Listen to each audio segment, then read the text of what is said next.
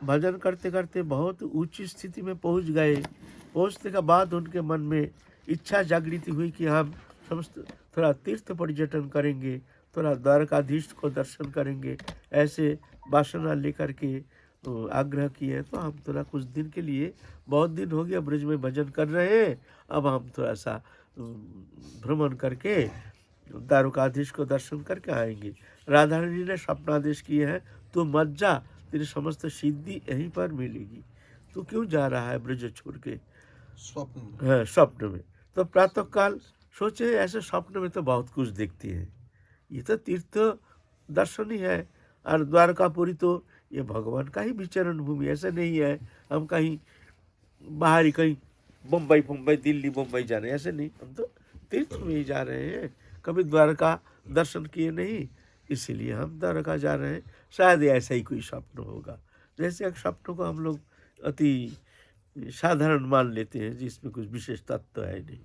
तो चले गए, जा कर के वो तप्त मुद्रा धारण किए। ये छप्पा मोहर लगाते हैं, शंख चक्र गदा पद्म, तप्त मुद्रा धारण करके जब आए, ब्रज में आए, दो एक महीना घूम घाम के, तो राधा रानी स्वप्नादेश किए। फिर राधा रानी की मूर्ति अब बहुत गंभीर, तू यहाँ क्यों आया है? जा द्वारकापुरी में चले जा। तू तो छप्पा मोहर लगा करके, तप्त मुद्रा धारण करके, तू तो कृष्ण के महिषी के सहचरी बन गई है। तो जा, आप ब्रज में तेरे लिए कोई स्थान नहीं, तू द्वारका चले जा।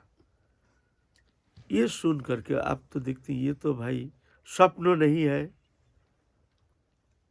तब भजन में भी मन हट गया, ध्यान करते हैं, अंधकार एक पर्दा, जैसे पर्दा पड़ गया है। ये लक्षण है ध्यान भजन करते करते। जब देखा जाता है भजन करते हैं कोई चिंतन हो नहीं पा रहा है, भजन में मन लगता नहीं है, तो ये लक्षण के द्वारा पहचान होता है तुम्हारा कोई अपराध आदि के कारण तुम्हारा चित्त इस तरह से मलिनता आ गई है, जिस कारण तुम्हारे जो ध्यान धरना हो नहीं पा रहा है। ये लक्षण के द्वारा पहचान होता है। अगर मन शुद्ध होता है तो भजन में उल्लास बढ़ता रहेगा, आनंद बढ़ता रहेगा, भजन करने में भी अच्छा लगेगा। ऐसा होना चाहिए। लेकिन तद विपरीत अगर हो जाता है, फिर अगर भजन करते करते, नाम कीर्तन करते करते उसका कोई अश्रुकंप पुलक या आदि जो नहीं होता है, तो समझना चाहिए ये भी अपराध के कारण होता है। विशेष कोई अपराध होने का कारण चित्त कठिन हो जाता है। फिर उस हृदय में भगवत नाम कीर्तन गुणानुवाद श्रवण से मन विगलित होता नहीं है, कठोर हो जाता है। तो बाबा ध्यान करते हैं, चिंतन करते हैं, नाम करते हैं, देखते कोई उल्लास नहीं, हृदय सूख गया है, पहले जैसे गदगद होता नहीं है, अश्रुधारा बहती नहीं है, उनके चिंतन में एक तल्लीनता आती नहीं है, उनके चिंतन करते करते हृदय द्रवीभूत होती नहीं है। क्या कारण है? घबरा गए बहुत, और तत्सहित शरीर बहुत गर्म होना शुरू हो गया, माथा गर्म हो गया। समझ गए ये बहुत भारी अनर्थ कुछ होने वाला है। चले गए हैं गोवर्धन के सिद्ध बाबा के पास। सिद्ध बाबा कहती हैं आप तो द्वारकापुरी जा करके महिषियों के सहचरी बन गए हैं, आप तो हमारे प्रणम्य हैं, हम तो ग्वालिनी के दासी है, किंकरी हैं, आपके स्पर्श के लायक तो हम है नहीं, बाबा माफ कीजिए। और सिद्ध बाबा के शब्द सुन करके और घबरा गए हैं। फिर गए हैं जय कृष्णदास बाबा कामा में, वो भी बड़े महात्मा थे, उनके पास जा करके आग्रह किए, बाबा हमारे हृदय की ये स्थिति है, हम तो ऐसे स्वप्नादेश को उपेक्षा करके हम तो गए द्वारकापुरी में, लेकिन आने का बाद हमारे भजन संपूर्ण रूप से नष्ट हो गया, हमारे हृदय ऐसे कठोर हो गया, कोई गदगद भाव नहीं, अश्रुकंप पुलक कुछ नहीं, कोई स्फूर्ति दशा नहीं, भजन में कोई उल्लास नहीं, जैसे हम संपूर्ण बहिर्मुख हो गए हैं। ये लक्षण है। ये लक्षण के द्वारा समझना चाहिए साधक को कि कहीं अनर्थ हो गया है। अनर्थ का कारण कहीं अन्न दोष, संग दोष, भूमि दोष, 3 दोष कारण होता है। और वैष्णव अपराध तो सबसे बड़ी कारण है, कहीं अपराध हो जाता है। और एक होता है भगवत अपराध, तो भगवत चरण में भी अपराध हो जाता है। तो ऐसे होता है, एक वैष्णव अपराध, एक भगवत अपराध, और अन्न दोष, संग दोष, भूमि दोष, ये के कारण से चित्त ऐसे मलिन हो जाता है। भगवत अपराध कैसे? भगवत मतलब ये जो अपराध है, भगवान के आदेश नहीं उपेक्षा करके चले गए द्वारकापुरी में, राधा रानी का आदेश, तो ये भगवत अपराध है।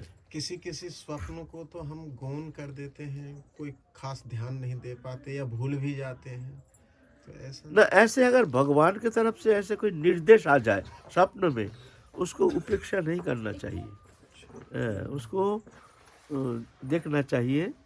गुरु हो, महत्पुरुष हो, उनसे जा कर के सलाह करना चाहिए जो हमको तो ऐसे आदेश मिला है, स्थिति में हमको क्या करना चाहिए। कुछ भी हो, ये तो भगवत इच्छा। भूमि दोष क्या होता है? भूमि दोष माने अपवित्र भूमि, जहाँ भजन ध्यान होता नहीं है, जहाँ बहिर्मुख लोगों का वास है, जहाँ कभी हरि भजन होता नहीं है, जहाँ हरिनाम संकीर्तन कभी होता नहीं है, भोग वृत्ति, शहरी वातावरण, कभी कभी ऐसे ऐसे दूषित जगह है, वो जगह जाने से ही चित्त ऐसे मलिन हो जाता है। तुम जाके देखना, जो भजन करते हैं उसको पता चलेगा।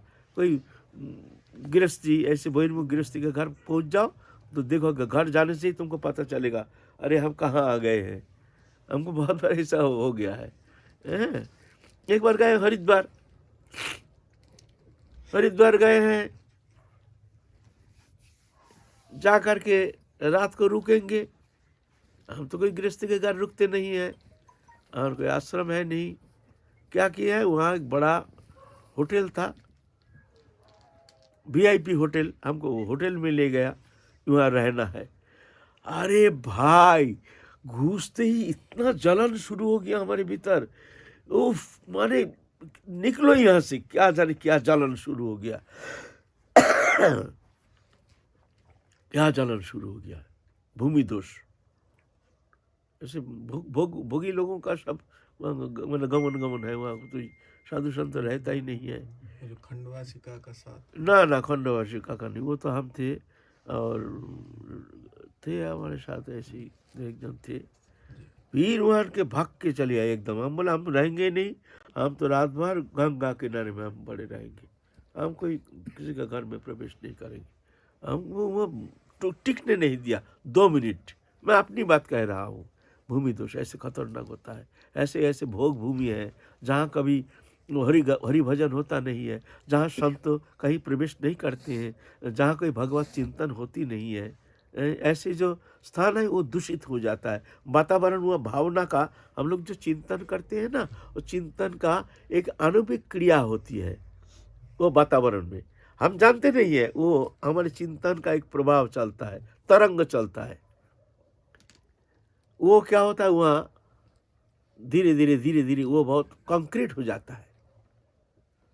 और उस वातावरण में कोई शुद्ध जो भजन करते हैं, ऐसे शुद्ध आत्मा कभी पहुंच जाता है तो वो सहन कर नहीं पाता है, मुश्किल हो जाता है, उसको बड़ा कष्ट होता है उस वातावरण में। इसको कहते हैं भूमि दोष। अगर तुमको कह गया कि तुम यहाँ बैठ के भजन करो, भजन करना तो दूर की बात है, तुमको वहाँ टिकना मुश्किल है। रात हो गया, क्या करें? हम बोले नहीं, आपको 1 सेकंड यहाँ हमको बैठना संभव नहीं है। क्या करेंगे? अरे बाबा, तो मुश्किल हो गया। तो गंगा किनारे ठंडी, बाहर में ठंडी है, हम गंगा किनारे में रात्रि जापन करेंगे। फिर जाके वहाँ एक नया एक मकान बन रहा था, कोई प्रवेश नहीं किया। तो ऐसे ही एक मकान मिल गया जहाँ कोई प्रवेश किया नहीं, अभी बन रहा है, बन के तैयार है, लेकिन कोई निवास नहीं करती है। राधा रानी की दया से ऐसे और एक रूम मिल गया, तो हमने तो फिर वहाँ 2 दिन रहे। ऐसी बात है ना। इसको कहते हैं भूमि दोष।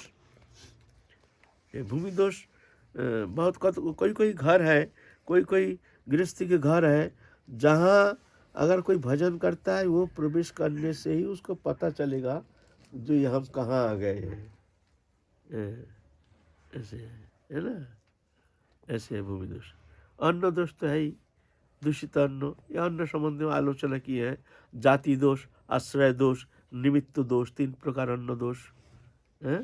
संग दोष है, नाना प्रकार हीन वृत्ति, भोग वृत्ति, काम क्रोध आदि इत्यादि युक्त जो मनुष्य है जिसका अंदर कोई भगवती भावना है ही नहीं, ऐसे लोगों का संग, बहिर्मुख लोगों का संग, इंद्रिय लोलुपता लेकर के जो संसार में घूमते हैं ऐसे लोगों का संग, दुर्जन जो बहुत कुटिल है, बहुत दुष्ट है, ऐसे लोगों का संग, ये है संग दोष, है ना। महाराज जी, जैसे हम माधुकरी मांग के पाते हैं, अन्य दोष में जैसे ना वो आएगा नहीं। जो भिक्षा है ना, भिक्षान्न पवित्र होता है। हाँ, स्थूल भिक्षा और किनका भिक्षा, ये दोनों में अंतर है। एक है किनका भिक्षा, थोड़ा सा लो, आधी रोटी और चावल लो तो थोड़ा सा चावल, ऐसे घर घर में चुन चुन करके। माधुकरी क्यों कहते हैं? मधुकर वृत्ति, मधुकर माने मधुमक्खी, वो पुष्प से चुन चुन करके थोड़ी थोड़ी शहद लेकर के इकट्ठा करता है ना। एक जगह थोड़ी उसको शहद मिल जाता है।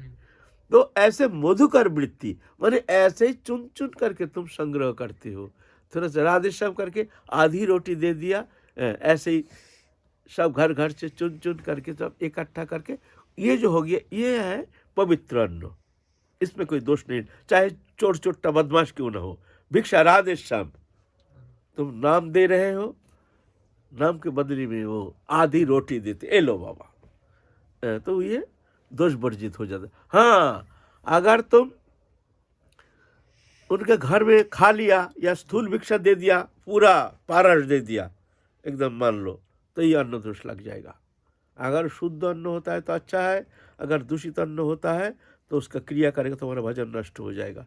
सिद्ध बाबा का एक चेला है, गोवर्धन के सिद्ध बाबा, एक दिन बहुत भजन आनंदी है, सिद्ध बाबा के कृपा पात्र, बहुत संयमी है, एकांत में रहते हैं, गुरु सेवा में तत्पर रहते हैं, भजन निष्ठ है, संयमी है। एक दिन महर्षि गंगा में जा करके स्नान करने के लिए गए तो वहाँ तो बहुत सारे ब्रजमाई लोग स्नान करती है, ऐसे ऐसे घाट है जहाँ उन लोग निसंकोच अपने इच्छा अनुसार स्नान करते हैं। ऐसे ही जा करके एक घाट में चले गए, जा करके उनका मन में विकार आ गया, इंद्रिय वृत्ति जो है खराब हो गया, तो बहुत समय उनका ठहरे रहे। फिर जब उनका होश हुआ, जो हमने तो बहुत गलत कर रहे हैं, हम यहाँ क्यों ठहरे हैं, हमको तो यहाँ आना ही नहीं चाहिए, हम साधु हैं, हम ये घाट पे क्यों आए हैं। बहुत पश्चाताप हुआ, मन भी दूषित हो गया, मन भी बहुत दूषित हो गया। तो दीवार में माथा ठोक ठोक करके खून से लथपथ कर दिया। हमने आया क्यों यहाँ, हम साधु हैं, भजन करने आए हैं, हमारे संयमित जीवन होनी चाहिए, हमारे नज़र संयमित होनी चाहिए, हमारे मन संयमित होनी चाहिए। हमारी इंद्रिय ऐसे असंयमित कैसे हो गया, जिस कारण हमारे अंदर ही विक्षेप आ गया। तो पश्चाताप के कारण माथा ठोक ठोक करके खून से लथपथ हो गया। एक वक्त देख लिया, सिद्ध बाबा को जाके कहा, जी आपका चेला ऐसे माथा फोड़ के आया है। बुलाया, क्या बात है? नहीं बाबा, ऐसे हमारा तो कभी ऐसे भूल होता नहीं है। आज हम महर्षि गंगा के किनारे में गए, लेकिन कुछ ऐसे दृश्य देख करके हमारे चित्त विक्षेप हो गया, हमारी इंद्रिय वृत्ति जो गिर गया है, इतनी हीन वृत्ति घेर लिया हमको, जो बाबा हम बहुत दुखी हो गए हैं तो ये सज़ा तो हमको होनी चाहिए।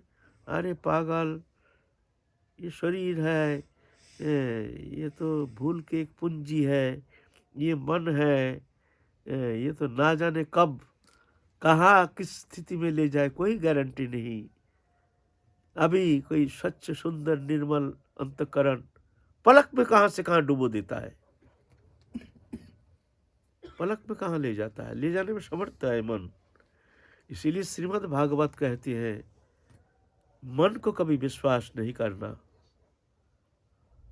तुम्हारा सामर्थ्य है, तुम संयमित हो, तुम्हारा मन के ऊपर संयमन शक्ति अधिक है, अच्छा है, बहुत सुंदर है, लेकिन खबरदार इसको विश्वास करके छोड़ नहीं देना, विश्वास नहीं करना, तुम्हारा ही मन। लेकिन हम जानते हैं, भरोसा भी है हमारे मन के ऊपर ना, हमारा मन बहुत संयमित है, हम बहुत ठीक है, अच्छा है, विश्वास नहीं करना। ये हमारे शास्त्र पुराण भगवत कहती है मन ऐसे खतरनाक है। जब तक भगवत प्राप्ति नहीं होती है तब तक मन को कभी किसी अवस्था में छोड़ना नहीं चाहिए, इसको छोड़ना नहीं, संयमित रखना।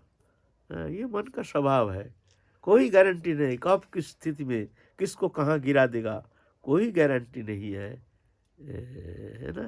मन ऐसे है, चंचल ही मन कृष्ण प्रवासी वल मंत्रिरम तस्य निग्रह मन बैरो सुदुष्करम। अर्जुन कहते हैं, हे कृष्ण तुम कहते मन को संयम करो, लेकिन वायु को निरोध करना जैसे बहुत कठिन है, ऐसे मन को संयम करना बहुत कठिन है। क्या एक बार मन गिरने के बाद यानी मानो वीर्यपात क्षय होने के बाद क्या साधक की दोबारा से वो स्थिति तत्क्षणात आ जाती है या? देखो, भगवान तो कभी अपने भक्त को चाहे कितना भी गिर जाए, नीचे आ जाए, कैसी भी स्थिति में आ जाए, भगवान कभी शरणागत भक्त को छोड़ते नहीं है, उसको गिरने देते नहीं है। लेकिन थोड़ा सा उसको तो थोड़ा सा तारण तो होता है, शासन तो होता है, उसके ऊपर थोड़ा सा कठिनाई तो आती है।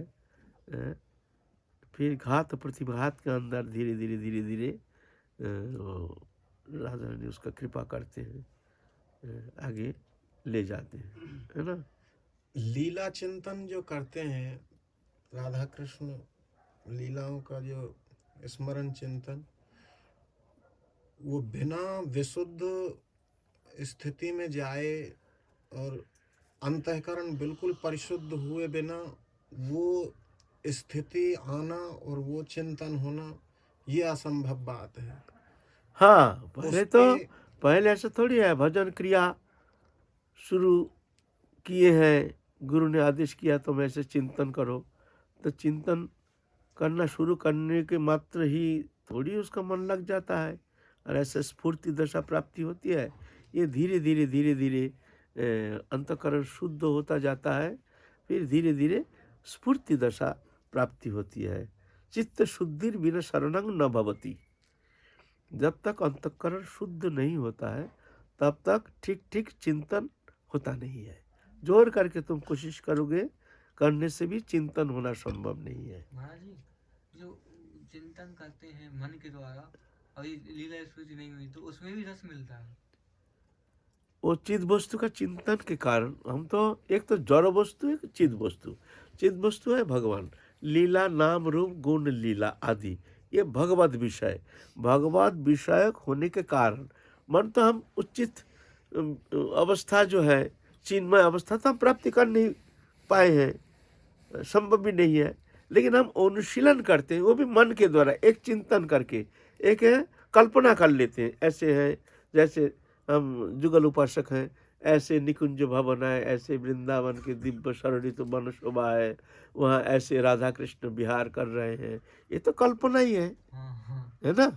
लेकिन चिद वस्तु होने का कारण, चिन्मय होने का कारण, मन वो चिन्मय वस्तु के प्रति तुम्हारे अभिनिवेश के कारण उसकी क्रिया होती है, उसमें चित्त शुद्ध होता है, आनंद भी आता है, क्योंकि वो आनंदमय होने का कारण ऑटोमेटिकली साधक के स्थिति अनुसार उसको आनंद अवश्य मिलेगा।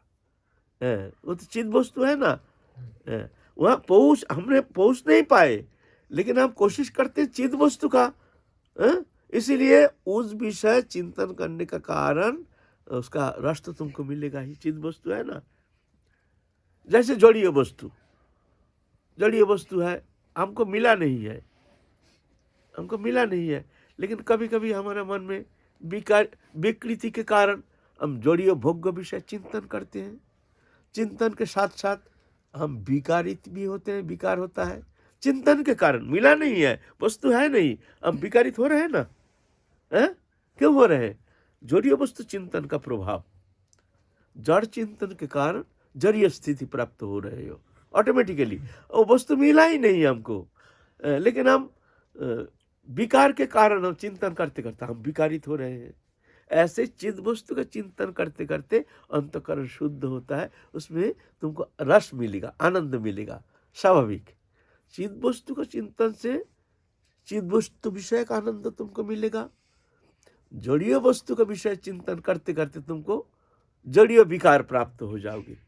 कोई तुमसे, किसी से तुम्हारा झगड़ा है, आप उस बचकोटी चिंता कर रहे हो, उसको हम कैसे बोला, ऐसे कि ऐसे कि, धीरे धीरे धीरे माथा गर्म हो जाएगा एकदम चिंतन के कारण।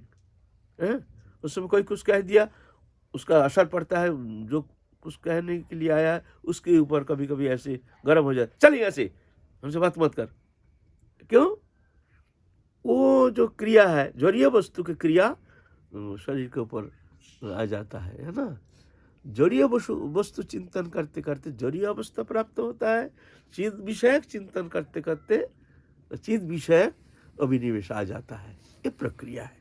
ये प्रक्रिया जितना बढ़ता जाता है उतना ही अंतःकरण शुद्ध होता जाता है। शुद्ध होते होते होते चिद वस्तु है ना, चिन्मय है ना, दिव्य है, आनंदमय। इसीलिए जितना तुम आगे बढ़ोगे उतना ही तुमको चिद वस्तु का विषयक जो प्रकाश तुम में होता जाएगा ऑटोमेटिकली। एक समय जा कर के तुम्हारा हृदय अंधकार नष्ट हो जाएगा, एकदम दिव्य प्रकाश, एकदम बैठ के चिंतन करते करते वो प्रकाश तुमको दिखने में आ जाएगा। ऐसे ये प्रक्रिया है, यह प्रक्रिया। पहले तो जहाँ रामायण में एक दो जगह, जहाँ राम तहाँ काम नहीं, जहाँ काम नहीं राम, इस तरह जहाँ से काम हुआ राम नहीं। तो क्या विषय में रहते हुए, घर गृहस्थ में रहते हुए, तो ये तो विपरीत है। कहाँ लीला चिंतन और कहाँ जो है विषय भोग में भी जाना होता है गृहस्थी को। तो एकदम विपरीत स्थिति में साधक बड़े विस्मय में हो जाता होगा कि उसका उस जगह पर आना तो बहुत मुश्किल बात है। देखो, ये तो है मन का मामला, ये तन का मामला नहीं है। शरीर तो कहीं ना कहीं हमको रखना ही है ना। आश्रमिक जीवन रहो, ये भी तो संसारी है। जैसे देखो तो संसार, खाना पीना रहना बातचीत आदि है, लेकिन यहाँ भावना का फर्क है। यहाँ जो भी आए हैं आते हैं, एकमात्र हमारे उद्देश्य है हरि भजन करना। जितना समय, अधिक से अधिक समय हमको भगवत चिंतन में व्यतीत करना है। जो आते हैं वो भी ऐसे भावना लेकर आते हैं। बस ये भावना, संसार में भी इस तरह से तुमको रहना है जो हमको भजन करना है। इस संसार एकमात्र हमारे उपासना के लिए है। हमने आए हैं, प्रभु ने हमको संसार में भेजा है भोग के लिए नहीं, जोग के लिए। हम तो ये शब्द बहुत बार कहते हैं, कहेंगे। ये जब भगवान में समर्पित हो जाता है संसार, प्रभु का संसार है, हम भी प्रभु के हैं, हमको संसार में भेजा है, जो भी मेंबर से ये प्रभु का ही देन है, हमारा नहीं है। प्रभु को कर्ता मान करके, स्वयं को प्रभु का दास मान करके जब कर्म करते हैं तो वो कर्म उसका बंधन का कारण नहीं होता है।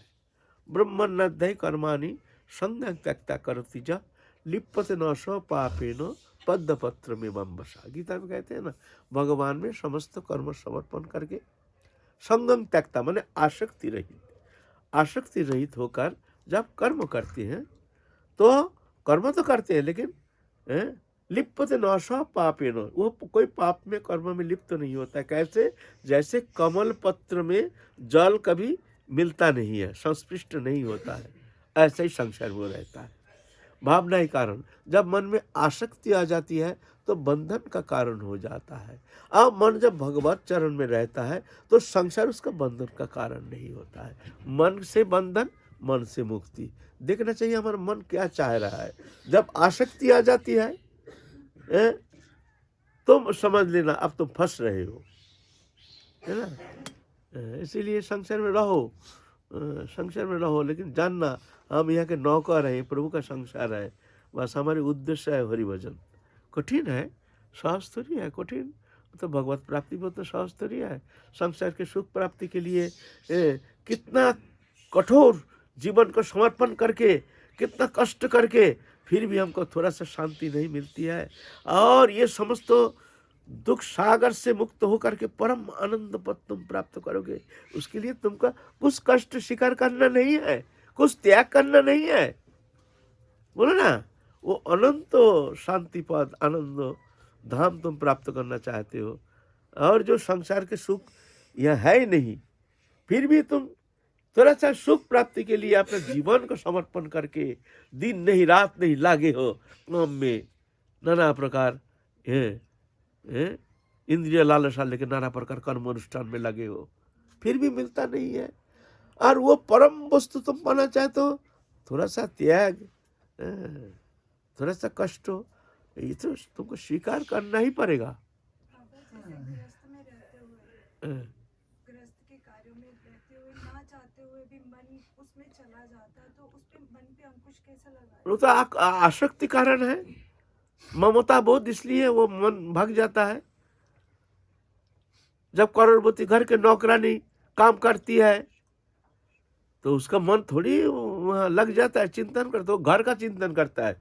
और 7 दिन बाकी है, इतना दिन तो हो गया, तनख्वाह लेंगे घर जाएंगे, तो बच्चा के लिए ये लेंगे, उसके लिए ये लेंगे, बस वो तो घर जाना है, देखते हैं। तो ऐसे ही वो जानते हैं घर हमारा नहीं तो उसका कोई बंधन नहीं। तो मान लिया घर हमारा है, पुत्र हमारा है, तो बंधन है मान्यता, मान लिया बंधन, मान्यता छोड़ दो मुक्ति। मान्यता ही बंधन और मान्यता समाप्त करना ही मुक्ति है। नहीं हमारा कोई मान्य, कोई हमारा है नहीं, ना हम किसी का ना कोई हमारा। ये मान्यता तुम में आ गई तो बस तुम मुक्त हो।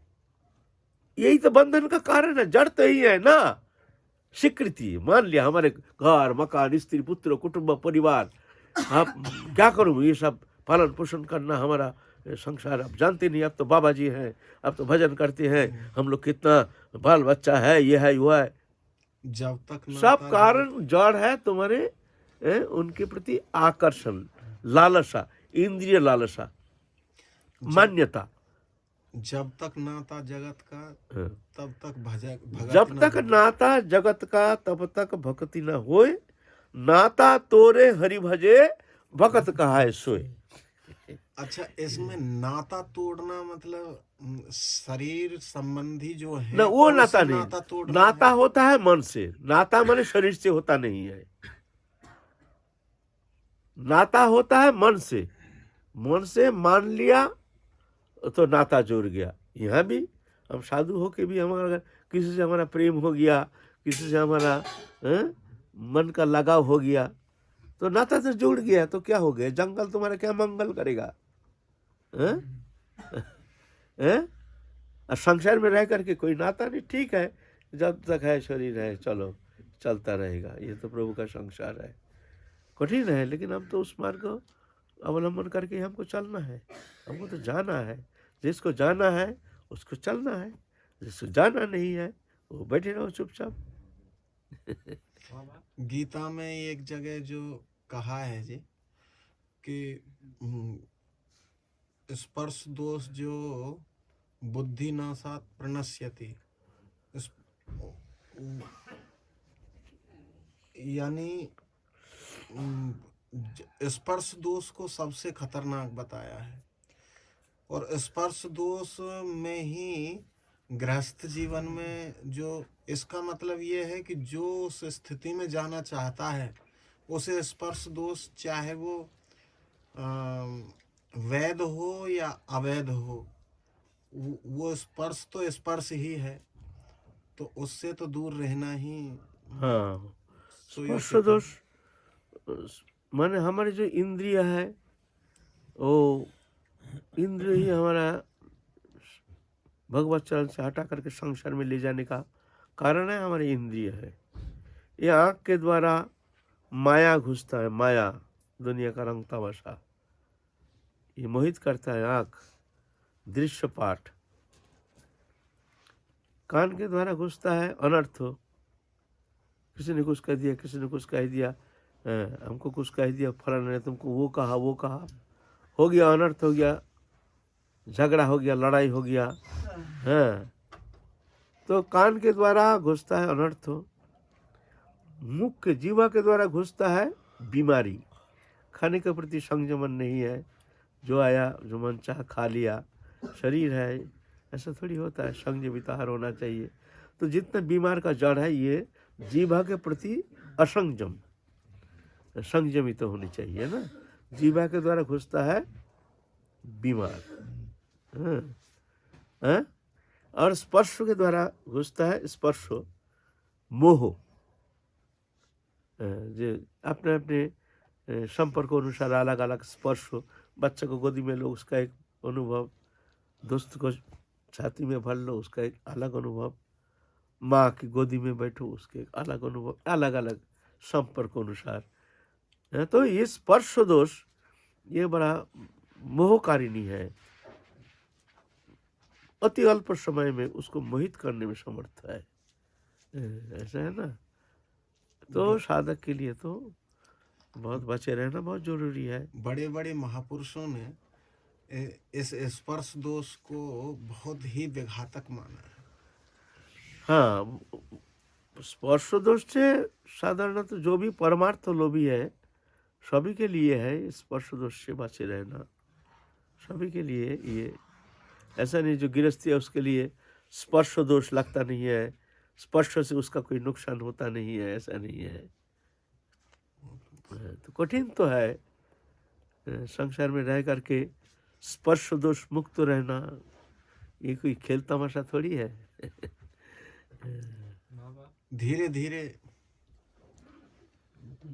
जैसे किसी दोष के कारण या कोई अपराध के कारण भजन का उत्साह कम होता है या भजन कम हो जाता है और ये नहीं पता चल पा रहा है कि वो कौन सा दोष या अपराध हमसे हुआ है, तो बाबा वो उत्साह वापस कैसे बढ़ाया जाए?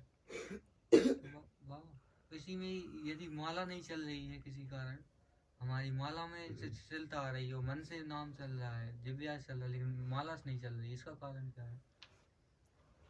माला से नहीं चल रही है। कभी कभी अपराध से भी ऐसा होता है। माला कभी देखा जाता है जो माला अल्प समय में हम कर लेते हैं, शंखा इतना शंखा, कभी कभी देखा जाता है उसके डबल समय से भी हम उतना माला कर नहीं पाते हैं।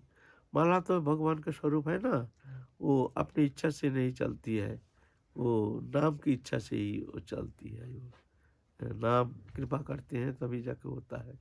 तो ऐसी स्थिति में समझना चाहिए कहीं कोई अपराध हो गया है हमारा। ऐसे माला ऐसे है ना, कोई एक बार क्या हुआ, प्रेम सरोवर में थे तो हमारा माला तो झोली में तो रहता है, हम तो किसी को स्पर्श करने नहीं देते हैं। एक जन भ्रमण परिक्रमा दे रहे थे, एक बाहरी लोग, हमको कहते हैं बाबा आपको माला को दिखाएंगे कैसे हैं, तो हमने दिखा दिया, ये देखिए देखिए देखिए देखिए, तो हाथ लगा, छू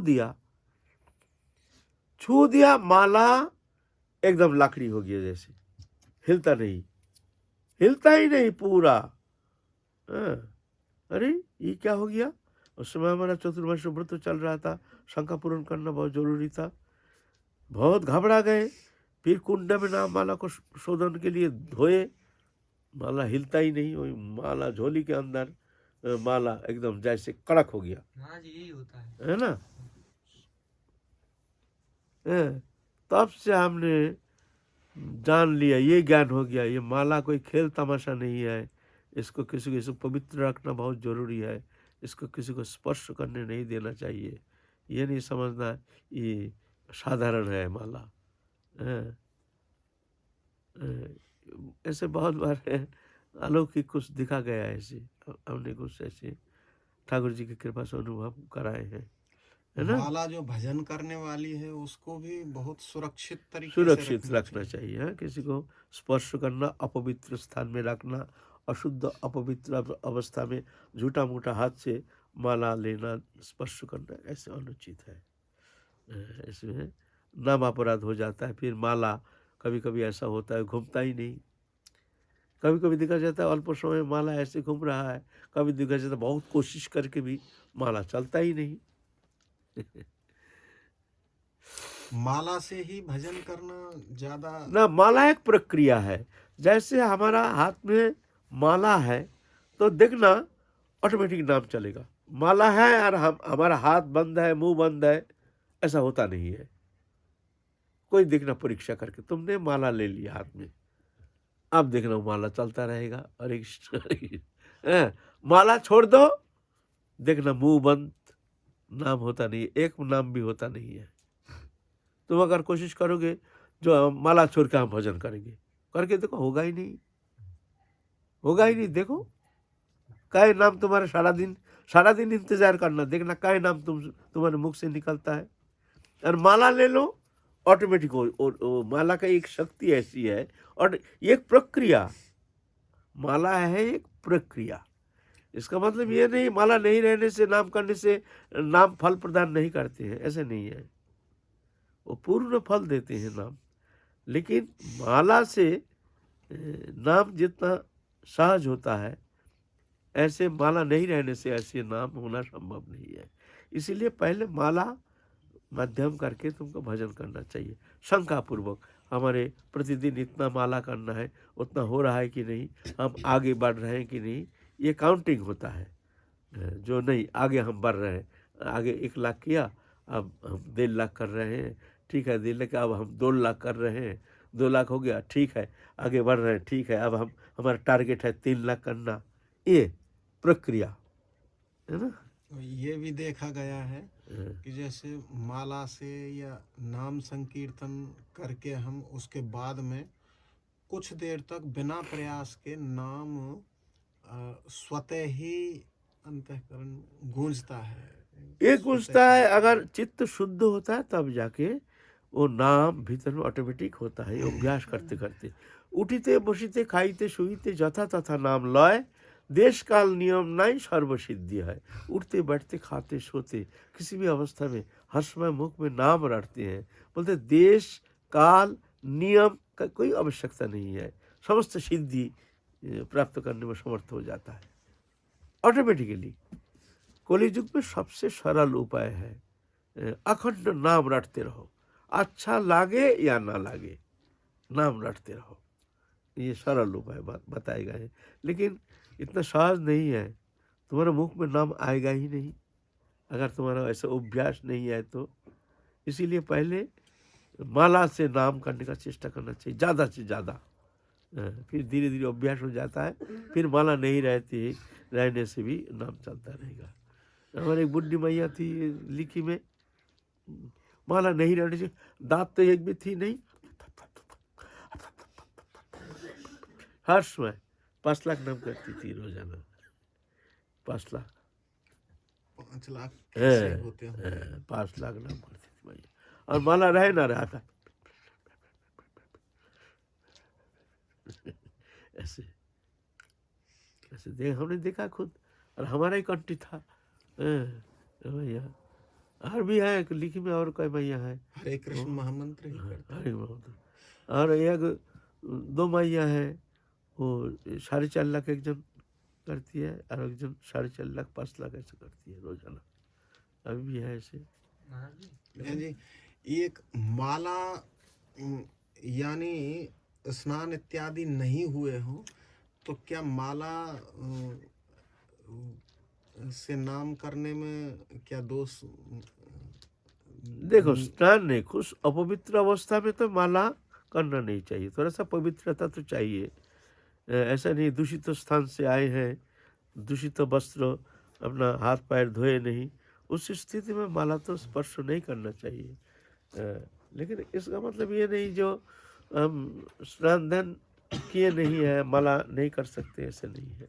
लेकिन विशेष कभी अशुचि दूषित अवस्था में, मतलब तो शौचागार से आए, हाथ पाँव धोए नहीं, माला करना शुरू कर दिए, ऐसा नहीं। कुछ शुद्धता तो रखनी चाहिए। अच्छा यानी जय जिन कपड़ों से हम शौच इत्यादि जाएं ना, वो अलग, वो उसको कपड़े वस्त्रों को हम वस्त्र अलग रखना नहीं। चाहिए। शौचादि क्रिया के लिए अलग वस्त्र, उसको बाथरूम में छोड़ के आना चाहिए, फिर घर में अलग वस्त्र पहनो, ऐसे शुद्धाचार तो चाहिए। अच्छा, जो लोम वस्त्र यानी ऊनी वस्त्र है, इसको शुद्ध माना गया, कहाँ तक शुद्ध माना गया है? हाँ, लोम वस्त्र को शुद्ध माना गया। कभी कभी इसमें कोई मूत्र आदि स्पर्श हो जाए तो इसमें भी अपवित्र होता नहीं, ऐसे कहते हैं। तो जो शौच क्रिया के लिए हम लोग लोम वस्त्र व्यवहार करते हैं, जो लोम से बना हुआ है, ऐसे। लेकिन फिर भी लोम वस्त्र को बाहर में, मतलब बाथरूम में ही रख के आना चाहिए, अलग शुद्ध वस्त्र धारण करना चाहिए। यानी शौच को जाएं तो वो वस्त्र जो हमने धारण किए हुए हैं उनको सबको उतार करके हाँ, और ऊनी वस्त्र धारण करके ही हाँ, शौच उन्हीं वस्त्र जाएं। धारण करके उन्हीं वस्त्रों खरीद के लाना चाहिए। जो परमार्थोलोभी भजन करते हैं, शुद्धाचारी वैष्णव जो है, उन्हीं वस्त्र लेकर के शौचागार में जाना चाहिए। फिर आते समय उसको वहीं पर बाथरूम में रख करके हाथ पाँव धो करके फिर कपड़ा पहनेंगे, ऐसे प्रक्रिया है। प्रक्रिया। अच्छा, आज तो जा रहे थे सिद्ध बाबा का जीवन, उसमें बीच में आ गया। वो तो बात तो हमने हुआ ही नहीं, तो माथा तो फोड़ के आया वो सिद्ध बाबा का चेला, बात तो घूम गया इधर। अन्न दोष के संबंध में, माधुकरी व्यक्ति के संबंध में हो रहा था। कब यहाँ तक तो बताना चाहिए। तो सिद्ध बाबा का आज तू प्रसाद कहाँ पाया? तो बोलता है बाबा आज एक ब्रजवासी के घर निमंत्रण था, वहाँ हमने पाली ब्रजमाई रोज माधुकरी जाते हैं। कह दिया जो बाबा कल तुम जाना नहीं, हमारे यहाँ रोटी खाना। तो उनका घर से माधुकरी खाते हैं, इसीलिए हम तो जानते पवित्र अन्न है। तो हम वहाँ आज भंडारा था, हमने खा लिया। जा खबर ले, वो अन्न भंडारा किसने दिया है, किसका पैसा है, जाके खबर ले। जाके खबर लिया, जो पैसा नहीं, वो तो पंडा है ना, कलकत्ता से कोई आए हैं, वो पैसा दिए हैं जो कुछ साधु सेवा कर देना ब्रजवासी के घर, उसके पैसा से। वो क्या करते हैं, खबर लो, खबर लिया। जो एक पोती था, कलकत्ता के एक पोती था, बहुत पैसा कमाई है, तो वो अन्न खा करके मन दूषित हो गया। तो ऐसे नहीं, माधुकरी वृत्ति माने टुकड़ा, और वह स्थूल तुम अच्छे अच्छे सब्जी भर करके 4-4 परोठा दे करके नहीं, उसमें अन्न दोष लग जाएगा। महाराज जी, एक रोटी बस। हाँ, एक रोटी ले लो, ठीक, ज़्यादा नहीं। एक ही घर से ज्यादा भिक्षा नहीं ना, लेनी चाहिए। तो स्थूल भिक्षा हो जाएगा। अच्छा। स्थूल भिक्षा, वो उतना पवित्रता, उतने शुद्धता मानी नहीं गई। थोड़ा थोड़ा करके सब। थोड़ा थोड़ा लेना है। अच्छा, आजकल ये है कि हम देखते हैं कि पहले जो ब्रजवासी मात्र खेती पर निर्भर थे, और आजकल जो बिजनेस में भी अरे है, आजकल तो और बहुत खतरनाक हो गया। आजकल जो पुजारी पंडा है, ये इनके घर में बड़े बड़े सेठ पैसा दे जाता है। आप माधुकरी देते हो ना, माधुकरी देना, वो लोग बहुत व्यवसायी है ना, धर्म में भी व्यवसाय को लगा देते हैं, व्यवसायी बुद्धि, इतना तेज बुद्धि है, धर्म के अंदर व्यवसायी बुद्धि चला देते हैं। उनके घर में गेहूं पहुंचा देते हैं, जो बाबा जी हैं 4-4 रोटी देना, उनको खर्चा होता है कितना ना, महीना में 1 मन गेहूँ। अच्छा तुम 2 क्विंटल गेहूँ ले लेना हमसे, 2 क्विंटल गेहूँ ले लेना, तुम्हारे मधुकरी में 1 मन जाता है। वो देखता अच्छा है भाई, 1.5 क्विंटल तो हमारा फ्री आ जाता है, चलो रोटी दो, खूब आदर करके देते हैं, ऐसा होता है ना। तो इसीलिए भिक्षा उतना ही लो, ज़्यादा नहीं। अगर ज़्यादा लोगे तो स्थूल भिक्षा हो जाएगा, उसमें वो पवित्रता, वो अन्नों का जो शुद्धिकरण वो होता नहीं है ऐसे। भिक्षा भी विचारणीय है। हाँ, बहुत विचार महाराज है। जी, ये हमारी माला है, अभी थोड़ा हमें दिक्कत जाती है, तो हम किसी भी पवित्र कुंड में, जैसे प्रिया जी, प्रिया देवी का कुंड है, प्रिया कुंड है, ना कुंड में नहाने से ही होगा नहीं, फिर उसको जपना पड़ेगा, एकांत में बैठ करके शुद्धाचार से जप करना, राधा रानी के चरण में शरण लेकर के, हे राधा रानी हम तुम्हारे शरणागत हैं, शरणागत हैं, हमारे समस्त अनर्थ को तुम दूर कर दो, हमको पता नहीं कौन सा कारण से हमारा भजन नहीं बन रहा, हे करुणामयी हम तुम्हारे शरणागत हैं, शरणागत हैं, शरणागत हैं, तुम हमको सर्वतोभाव से रक्षा करो, ऐसा समर्पित होकर के नाम करते रहो, फिर जब अनर्थ धीरे धीरे निवृत्ति हो जाएगी। माला को